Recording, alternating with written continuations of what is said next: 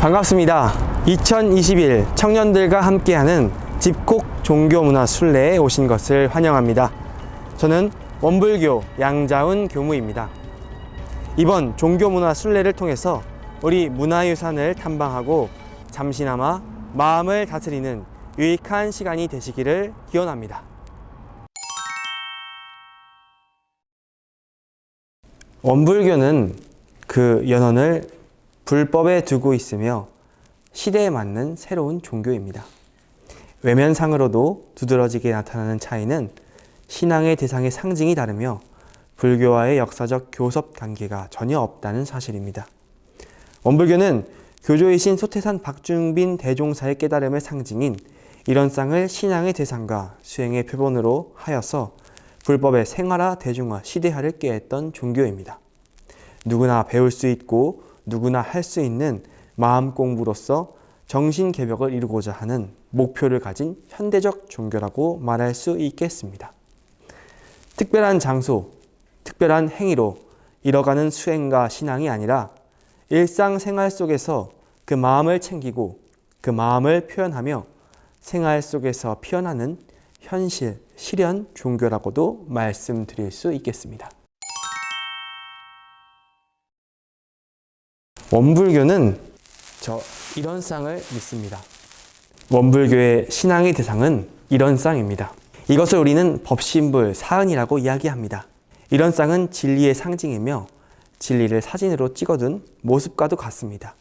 그 진리 안에는 4가지 크신 은혜가 드러났는데 그것을 사은이라고 합니다. 사은은 천지은, 부모은, 동포은, 법률은 이 4가지 은혜를 이야기합니다.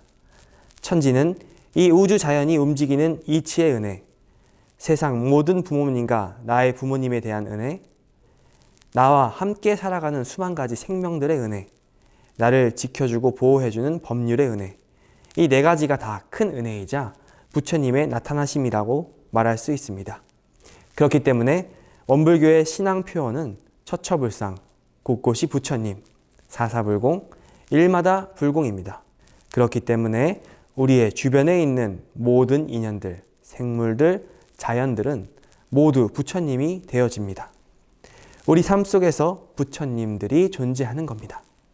그 부처님들은 모두 법신불 일원상과 둘이 아닌 하나입니다. 우리는 이 부처님들의 은혜를 알고 그 은혜에 보은하는 마음을 가져야 합니다. 물론 실천도 해야 하죠. 그 은혜의 관계를 발견하여 모든 부처님들께 은혜를 느끼고 표현하는 것이 원불교 신앙의 특징이라고 할 수 있겠습니다. 진리의 상징인 법신불 일원상을 통해서 우리는 이 모든 부처님들을 만날 수 있는 기회를 얻게 됩니다. 원불교에서는 여러 수행들을 병행합니다. 그 중에서도 핵심 정수를 11과목이라고 이야기합니다. 염불, 자선, 경전, 강연, 회화, 의두, 성리, 정기일기, 상시일기, 주의, 조행 이렇게 구성되어 있는 11가지의 과목을 가지고 공부를 진행합니다. 가장 특징적인 것은 어느 하나에도 치우치지 않고 이 11과목을 가지고 일상생활 속에서 수행을 해 나간다는 것이 큰 특징이 되겠습니다.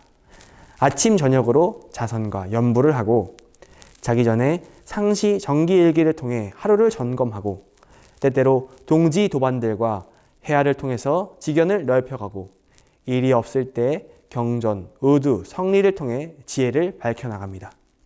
예해 때 이 모든 것을 점검하는 시간을 갖죠. 또한 평소의 삶 속에서 주의심을 가지는 공부와 행동을 조심스럽게 하여 예와 이치에 어긋나지 않는 행동들을 하기 위해 노력합니다. 결국 원불교의 수행은 일상생활 속에서 이뤄지는 하나의 과정이며 연습이 되어집니다. 이 모든 과정들을 한마디로 하면 무시선, 무처선이 됩니다. 소태산 박중빈 대종사께서는 목공, 농부, 선비, 전원 등 누구든지 자신의 일터에서 선을 할 수 있다고 말씀하셨습니다. 그 세세한 내역이 바로 이 11과목입니다. 11과목을 통해서 앉아서도 서서도 일하면서도 선을 할 수 있는 기반들이 마련됩니다. 앉아서는 단전주선을, 일을 하면서는 사상선을, 남는 시간에는 의두선, 성리선 등을 하며 어느 순간 어느 곳에서나 마음 공부를 할 수 있는 공부법을 만들어 주셨습니다.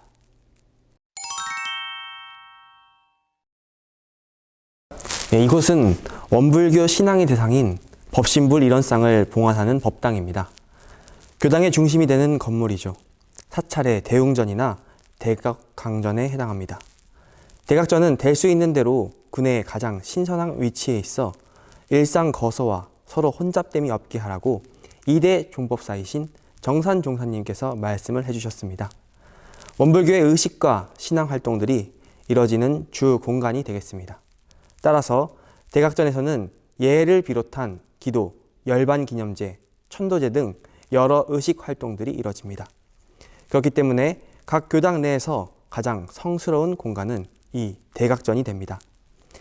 대각전에 들어오면 제일 먼저 법신불 일원상에 합장 경례를 올리는 것이 예가 됩니다. 그 예를 통해서 우리의 마음을 바르고 진리에 대한 공경을 표하게 됩니다. 저것이 바로 법신불 일원상입니다. 일원상은 원불교 진리의 상징이자 원불교의 신앙의 대상, 수행의 표본이죠. 수태산 박중빈 대종사께서 깨달음을 얻으시고 나타내신 진리의 표현이 저 일원상입니다. 일원상에는 생멸 없는 도와 인과 보응의 이치가 갈마져 있습니다.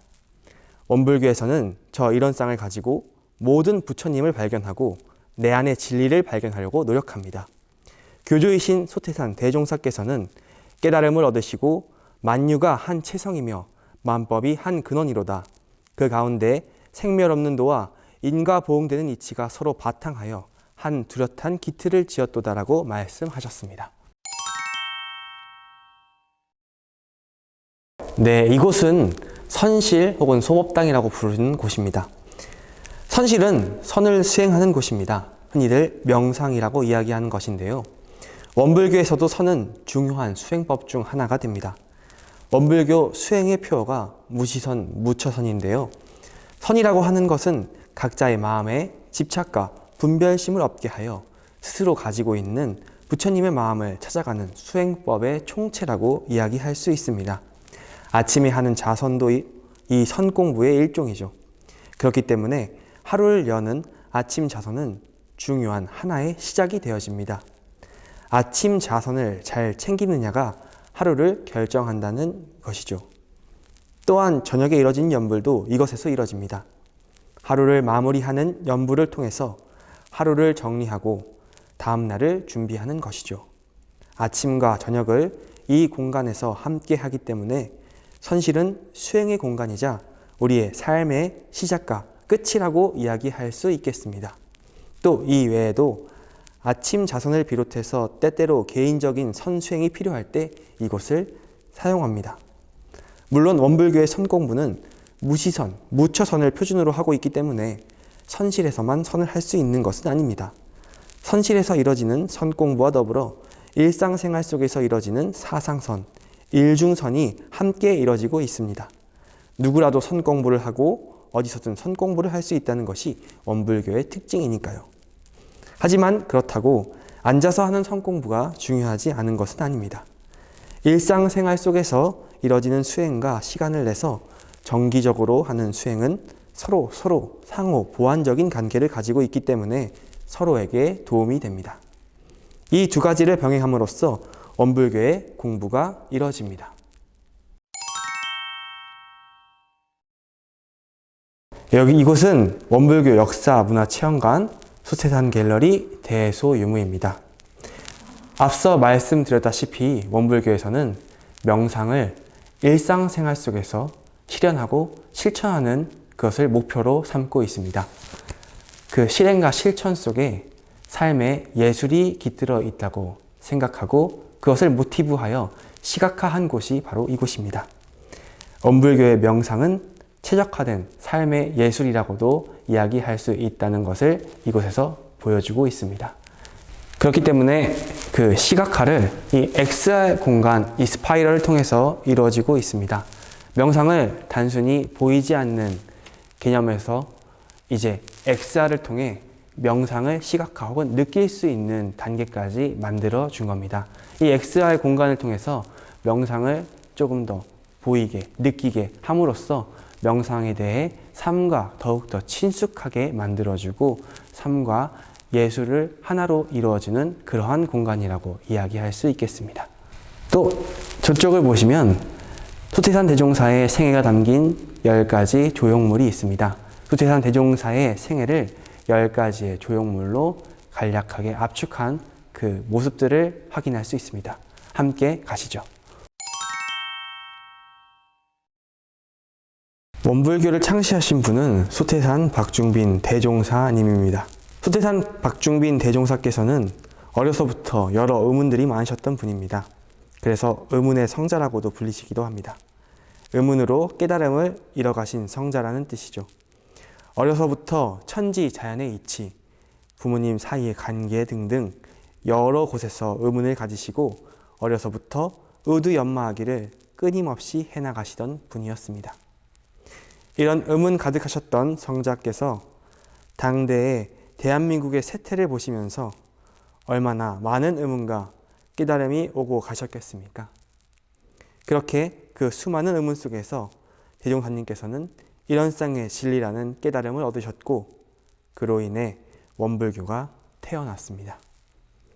대종사님께서는 시대에 맞는, 생활에 맞는 모든 대중들이 할 수 있는 종교를 꿈꾸셨고 그를 통해 모든 사람들이 구원을 받아 낙원으로 갈 수 있는 길을 모색하셨습니다.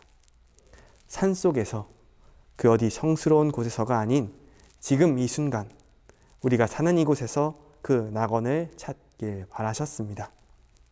그 모든 것을 한마디로 정신개벽이라고 할 수 있습니다.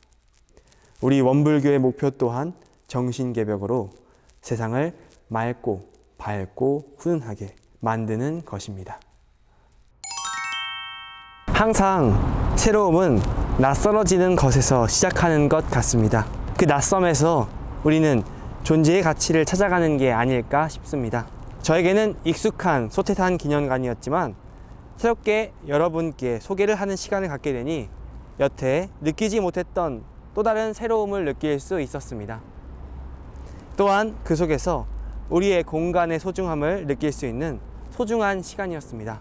여러분들께서도 일상성에 빠지지 마시고 주변에 있는 부처님들을 발견하여 마음으로 불공하고 하나 되는 시간을 가지셨으면 좋겠습니다. 오늘 함께해서 너무나 은혜로웠습니다. 감사합니다.